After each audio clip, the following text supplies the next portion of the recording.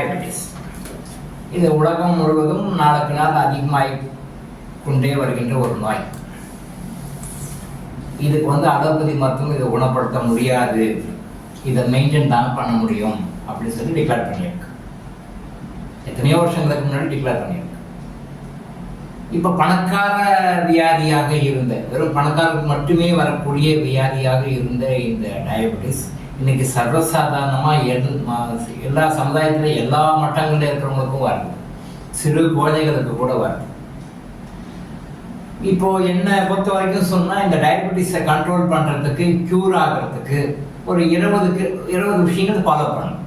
ஒரு அப்ராக்சிமேட்டாக சொல்கிறேன், ஒரு 20 விஷயங்கள் ஃபாலோ பண்ணணும். இந்த 20 விஷயங்களையும் முழுமையாக ஃபாலோ பண்ணும் பொழுது தான் நீங்கள் முழுமையாக டயபெட்டிஸ் வெளியே வர முடியுமா ஒழிய,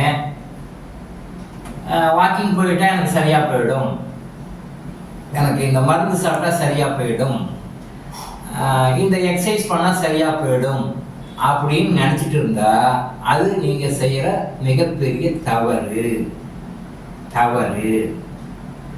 கண்ட்ரோலில் தான் வச்சுட்டு இருக்காரு. மருந்து கொடுக்குறாரு டாக்டர்கிட்ட, பீரியாடிக்கலாக 15 days ஒன்ஸ், ஒரு 10 days ஒன்ஸ், இல்லை மந்த்லி ஒன்ஸ் ரெவ்யூ பண்ணிக்கிட்டே வராரு. அப்பையும் டாக்டர் சில டைமில் ஷூட் அப் ஆகிடுச்சின்னு சொல்கிறாரு. பேஷண்ட் சொல்லுவோம், சார் ரெகுலராக கரெக்டாக மெயின்டைன் பண்ணுறேன் சார், ஷூட் அப் ஆகிடுச்சு சார். வாய் ஏன் ஷூட் அப் ஆகும்? நீங்கள் தான் ரெகுலராக மெயின்டைன் பண்ணுங்க, ஏன் ஷூட் அப் ஆகும்? ஒரு நோய் உருவாகுதுன்னா அந்த நோய்க்குண்டான மூல காரணங்களை நாம் பார்க்காம நாம் ஏதோ ஒரு ஒரு ராங் தாட்டில் அதை அப்ரோச் பண்ணால்தான் வி ஆர் கெட்டிங் ஃபெயிலர். எந்த ஒரு பிரச்சனையாகட்டும், எந்த ஒரு நோயாகட்டும், அதை முழுமையாக கேட்கறதுக்கு என்ன முறையை ஃபாலோ பண்ணணும், அதை ஃபாலோ பண்ணால் சரியாகும். இப்போ ஒரு 20 விஷயங்கள் இருக்கு. இந்த 20 விஷயங்களை எனக்கு தெரிஞ்சு யாரும் ஃபுல்லாக சொல்ற மாதிரி தெரியுது. நான் மட்டும்தான் இந்த டாக்டரும் ஐஸ் ஹாஸ்பிட்டல் யூடியூப் சேனலில் இதை பண்ணுங்க நான் சொல்லிட்டு இருக்கேன். நான் சொல்ற மாதிரி யார் சொல்ற மாதிரி எனக்கு தெரியும். வெறும் பயிற்சி மட்டுமே சரியா போயிடும்னா சரியாக. இந்த கிறிஸ்டல் எப்படி சரியா போகும்னா, ப்ரோக்ராம்டு கிறிஸ்டல் நீங்க யூஸ் பண்ணும்போது, ப்ரோக்ராம்டு கிறிஸ்டல் உங்களுடைய உடம்புல இருக்கிற அத்தனை ட்ரில்லியன் செல்ஸ்லையும் வேலை செய்யும். சுகர் அப்படின்றது பாதிப்பு உங்களுடைய எல்லா செல்களையும் பாதிக்குது. உங்க உடம்புல இருக்கிற எல்லா செல்லையும் பாதிக்குது. சுகர் அப்படின்னா ஒரு இந்த குறிப்பிட்ட செல்லை மட்டும்தான் பாதிக்குது, இதை மட்டும்தான் பாதிக்குது, அப்படி கிடையாது. It affects all of your cells. எல்லா உங்க உடம்புல எத்தனை ட்ரில்லியன் செல்ஸ் இருக்கோ அத்தனை செல்ஸ்லையும் வேலை செய்யும். இப்போ அந்த செல்ஸில் வேலை செய்யும்போது அந்த செல்ஸில் இருக்கிற நெகட்டிவிட்டி வெளியே வரணும். நிச்சயம் ஒரு செல்லில் இருக்கிற டாக்ஸின் வெளில வரணும்.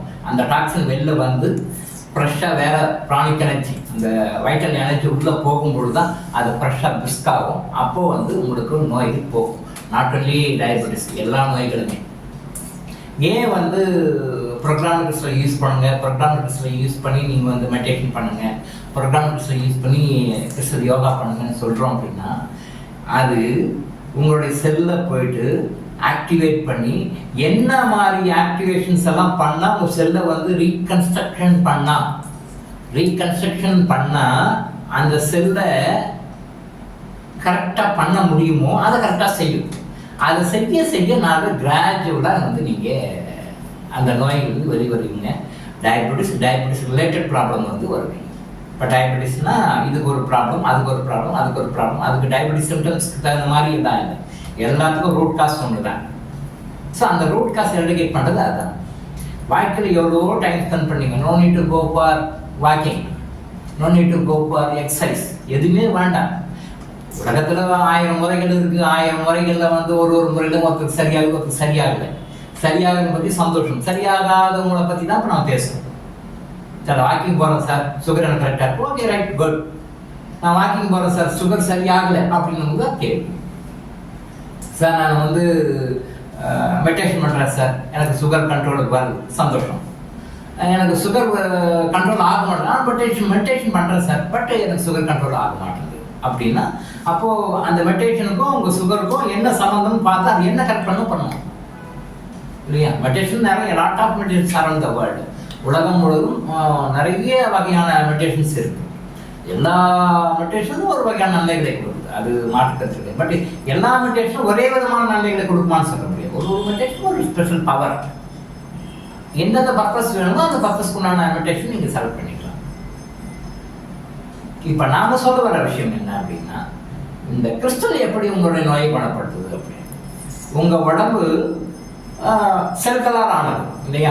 உங்கள் உடம்புல இருக்கிற எல்லா உறுப்புகளுமே செல்களால் ஆனது. பேங்க்ரியாஸ் அஃபெக்ட் ஆகட்டும், கேல் பிளடர் அஃபெக்ட் ஆகட்டும், லங்ஸ் அஃபெக்ட் ஆகட்டும், உடம்புல எந்த பாகம்னாலும் it is made of cells இல்லையா? It is made of cells. அப்போது உடம்புல இருக்கிற எல்லா செல்ஸையும் நீங்கள் கரெக்ட் பண்ணிட்டீங்கன்னு வச்சுக்கோங்களேன். அதை கரெக்ட் பண்ணி பேலன்ஸ் பண்ணி கரெக்டாக எனர்ஜெட்டிக்காக வச்சுட்டிங்கன்னு வச்சுக்கோங்க. டிசீஸ்டு எனர்ஜியை வெளியே கொண்டு வந்து பாசிட்டிவ் ப்ரானிக் எனர்ஜியை சயின்ஸ் ஆக்சிஜன் சொல்லுவோம். அது ஆக்சிஜனுக்கு தாண்டி ஒரு சக்தி அது. அந்த எனர்ஜியை நீங்கள் உள்ள வீச்சன் எவ்வளோ சளியை கொண்டு வந்தீங்கன்னா டயபெட்டிஸ் மட்டும் இல்லை, எல்லா நோய்களும் வந்து இன்க்ளூடிங் கேன்சர். குணப்படுத்த முடியாத வியாதியெல்லாம் எதுவுமே கிடையாது, எல்லாமே குணப்படுத்தக்கூடிய வியாதி தான். குணப்படுத்தக்கூடிய முறையை நம்ம சரியாக ஃபாலோ பண்ணல. ஆனால் நான் என்ன பண்ணி இது குணப்படுத்த முடியாது சிரிப்பிச்சேன், இது குணப்படுத்த முடியாது அப்படின்னு சொல்லி சிரிப்பிச்சேன், அவ்வளோதான். அந்த காலத்துக்கு இந்த காலத்து வரைக்கும் நம்ம படித்தவங்க, ரொம்ப தெரிஞ்சவங்க, நம்ம மாதிரி எஜுகேஷன் கற்றவங்க யாரும் கிடையாது, படித்தவங்க யாரும் கிடையாது, பெரிய ஸ்காலர் நம்ம நினச்சிக்கிட்டு நமக்கு நாமளே முட்டாள்தனமான வேலைகள் செய்து கொண்டிருக்கோம். இந்த நோயை குணப்படுத்த முடியலன்னா அது நம்ம வெக்கப்பட வேண்டிய விஷயம்.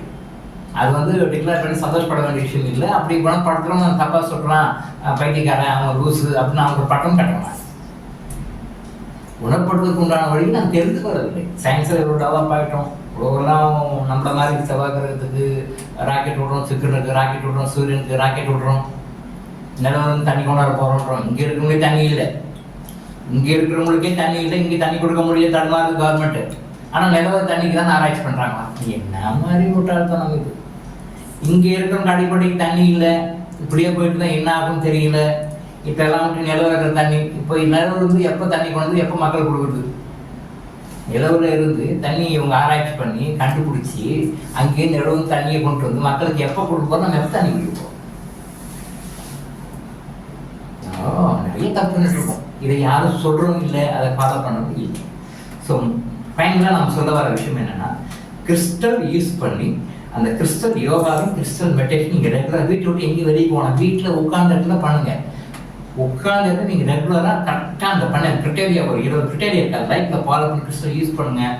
வாக்கிங் போகாமலேயே உங்களுடைய நோய் பண்ணலாம், ஃபிசிக்கல் எக்ஸசைஸ் பண்ணாமலேயே உங்களோட நோய்கள் பண்ணலாம். இதெல்லாம் முட்டாள்தனமாக இருக்கு, இது என்ன நீங்கள் சொல்கிறது வந்து உள்டாவாக பேசுகிறீங்களே அப்படின்னா, இதுதான் உண்மை. அதாவது ஒரு முறையிலையும் ஒரு விஷயத்தை வந்து செய்யறதுக்கான நிறைய விஷயங்கள் இருக்கு. அதுல நம்ம ஒரு முறையை பிடிச்சி இதுதான் சரியான முறைன்னு சொல்லணும் இல்லை, இதை தவிர மற்ற முறைகள் இருக்கு. அந்த மற்ற முறைகளை நாம பயன்படுத்தணும், எல்லா நோய்களும் வெளியே வரலாம். கண்டிப்பாக கிறிஸ்டலை கிறிஸ்டலை யூஸ் பண்ணி கிறிஸ்டல் யோகாவையும் கிறிஸ்டல் யூஸ் பண்ணி கிறிஸ்டல் மெடிடேஷனையும் பண்ணா கண்டிப்பாக டயபெட்டிஸ் மட்டும் இல்லை, கேன்சர் உட்பட எல்லா நோய்களும் குணப்படுத்த முடியும். நீங்களே குணப்படுத்திக்கலாம். தேர்ட் பார்ட்டிலாம் யாரும் தேவையில்லைங்க. நம்ம சொல்றதே டாக்டர் டிபெண்ட் பண்ண வேண்டாம், ஹாஸ்பிட்டல் டிபெண்ட் பண்ண வேண்டாம், போய் ஹாஸ்பிட்டலைசேஷன் போக வேண்டாம், ஹாஸ்பிட்டலைசேஷன் எக்ஸ்பென்சஸே வேண்டாம், ஹாஸ்பிட்டலைஸ் ஆக வேண்டாம். உங்க வீட்டில இருந்து உங்க வீட்டு சாப்பாடை சாப்பிட்டு உங்க பிசினஸ் பண்ணிட்டு உங்க தொழிலை பண்ணிட்டு நீங்க உங்களையும் நீங்களே கியூர் பண்ணிக்க முடியும் அப்படின்னு தான் நம்ம சொல்றோம். இதைத்தான் டாக்டர் இளங்கோ ஆயுஷ் ஹாஸ்பிட்டல் உங்களுக்கு வழிகாட்டுங்க. டாக்டர் இளங்கோ ஆயுஷ் ஹாஸ்பிட்டல் வந்து எங்ககிட்ட வாங்க ட்ரீட்மெண்ட் கொடுக்குறேன்னு சொல்றதை விட உங்களுக்கு நீங்களே உங்க வீட்டுல இருந்து நீங்களே ட்ரீட்மெண்ட் பண்ணி உங்களுக்கு நீங்களே சப்ஸ்டிட்யூட் பண்ணிக்கங்க அப்படின்னு சொல்றோம். அதைத்தான் டாக்டர் இளங்கோ ஆயுஷ் ஹாஸ்பிட்டல் சொல்லுது. So doctor Ilango Ayush hospital வழங்கும் விழிப்புணர்வு. தொடர்ந்து இது மாதிரி பல அவேர்னஸ் வீடியோக்களை பார்க்க நம்ம சேனலை சப்ஸ்கிரைப் பண்ணிட்டு பெல் பட்டனை ப்ரெஸ் பண்ணுங்க.